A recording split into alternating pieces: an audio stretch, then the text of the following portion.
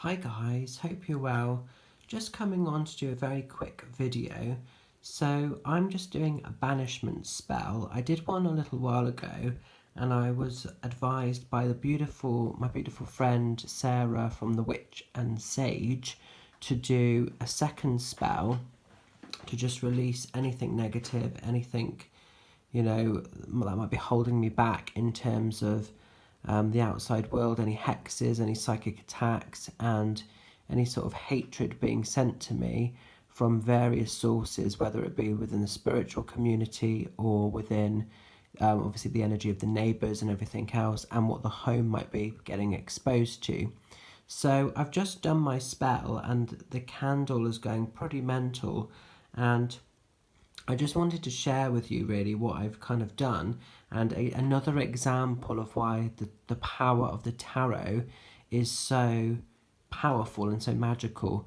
And so what I've actually got going at the moment, we've got the black candle, we've got the cast iron key, which represents the unlocking of any situations that might be holding me back. I've also put in the candle and on the key a hex ointment oil, which is great for sort of repelling psychic attacks.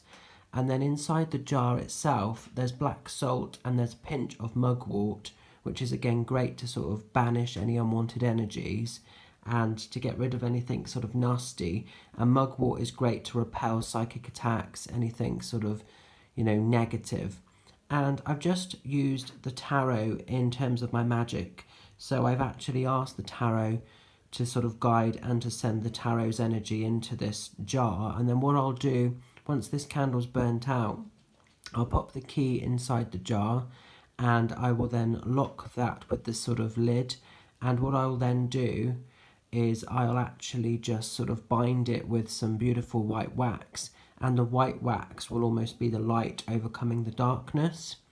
But I just wanted to sort of share with you the power of the tarot to give you an example and an idea of how this really, really works.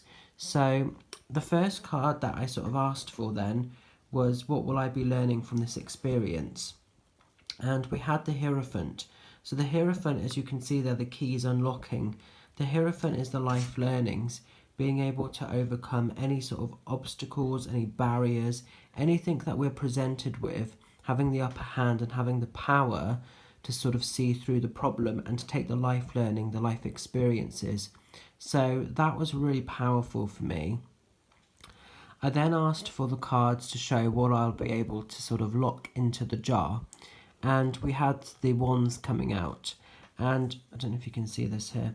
So this card represents any hearsay, any gossip, any judgments from the outside world, other people's opinions, other people's way of seeing something. So this is almost like the energy of the neighbours.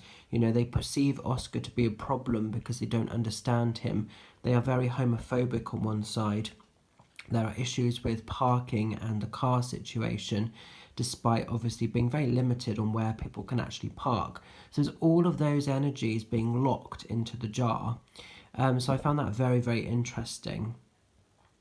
And then I asked sort of the cards, what I'll be able to sort of overcome from this on a deeper level. And we had the swords. And again, this is almost like, I don't know if you can see this very well in this light, but this is almost like the backstabbing energy, it's all that fakery, it's all that nastiness. All of that is getting locked inside the jar, and that's what we're moving away from, that's what we're stepping away from, doesn't need to be there anymore. And the final card I asked for was an overall conclusion or an outcome on what this jar, what this spell will offer for me. And this card literally threw itself from the deck. And we go into the Five of Swords.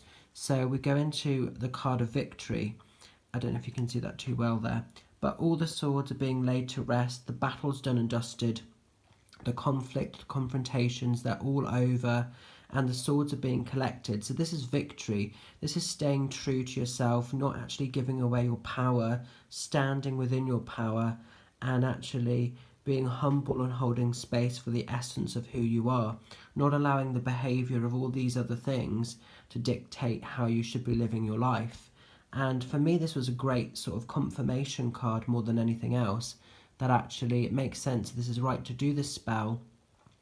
It's almost like the freeing of everything, but also more importantly than that, I can really hold on to this card and think, do you know what, this is what I want to achieve, this is the outcome I want, so that the time we have here, however short or long it becomes, you know, we can just breathe, we can just be comfortable, we can just get on and live.